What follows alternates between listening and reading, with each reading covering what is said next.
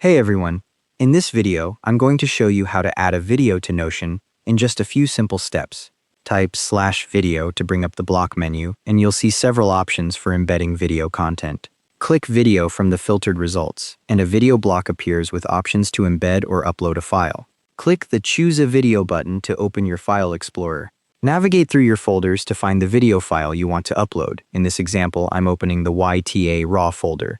Once you select a file, Notion checks the file size against your plan limits, and you'll see any upload restrictions displayed at the bottom.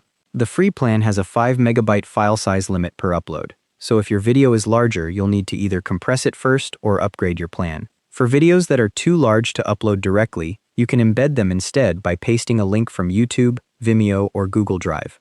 The embed option supports most major video platforms and doesn't count against your storage quota. If you need to replace a video after uploading it, just click the block and select Replace from the menu that appears. And that's how to add videos to Notion. Thanks for watching, hope this helped.